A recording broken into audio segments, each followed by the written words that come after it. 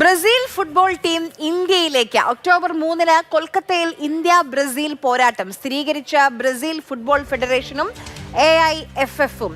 അരുൺ അമൃതനാഥ് വിവരങ്ങളുമായി നമുക്കൊപ്പം ചേരുന്നുണ്ട്. അരുൺ, മെസ്സി വന്നില്ലെങ്കിലും ബ്രസീൽ ടീം വരികയാണോ?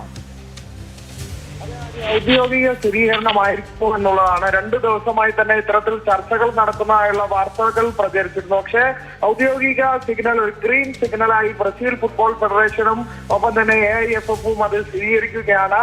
അല്പസമയം മുമ്പാണ് സമൂഹ മാധ്യമങ്ങൾ ബ്രസീൽ ഫുട്ബോൾ ഫെഡറേഷന്റെ പോസ്റ്റ് ഷെയർ ചെയ്തുകൊണ്ട് AIFF ഇന്ത്യൻ ഫുട്ബോൾ ടീമിന്റെ പേജിൽ അത് പോസ്റ്റ് ചെയ്യുന്നത്. എന്തായാലും ഫുട്ബോൾ ആരാധകരെ സംബന്ധിച്ച് വലിയൊരു നിമിഷമാണ്. ഇന്ത്യൻ ഫുട്ബോളിനെ സംബന്ധിച്ച് ഒരു ചരിത്ര നിമിഷം തന്നെയാണ് എന്നുള്ളതാണ്.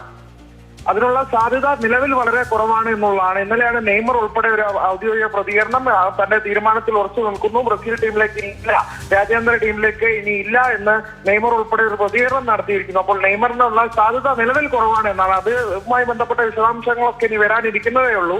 എന്തായാലും ബ്രസീൽ ടീം ഇന്ത്യയിൽ എത്തുമെന്ന ഒരു ഔദ്യോഗിക സ്ഥിരീകരണം ഒക്ടോബർ 3 ചരിത്രപ്രസിദ്ധമായ സോൾട്ട് ലേക്ക് സ്റ്റേഡിയത്തിൽ കൊൽക്കത്തയിൽ ഏറ്റുമുട്ടും ഇന്ത്യയും ബ്രസീലും എന്നുള്ള ഏറ്റവും വലിയൊരു മുഹൂർത്തം തന്നെ ആരാധകരെ കാത്തിരിക്കുന്നത്. പ്രത്യേകിച്ചും 1988 പെലെ ആദ്യ വിശ്വകിരീടം ബ്രസീൽ ഉയർത്തുമ്പോൾ തന്നെ ഇന്ത്യയിലെ കൊൽക്കത്തയിലും കേരളത്തിലും ഒക്കെ തന്നെ ആരാധകരുള്ള, ലോകത്തെ ഏറ്റവും കൂടുതൽ ആരാധകരുള്ള ഒരു ഫുട്ബോൾ ടീം, ഇന്ത്യയിലെ ഏറ്റവും കൂടുതൽ ആരാധകരുള്ള ഒരു ഫുട്ബോൾ ടീം തന്നെയാണ് ബ്രസീൽ.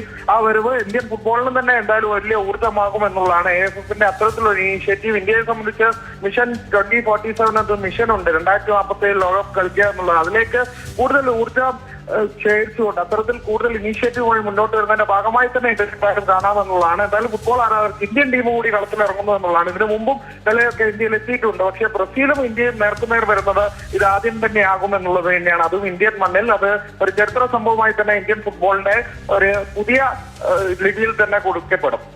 ശരി ആര്യ. ശരി ആരും.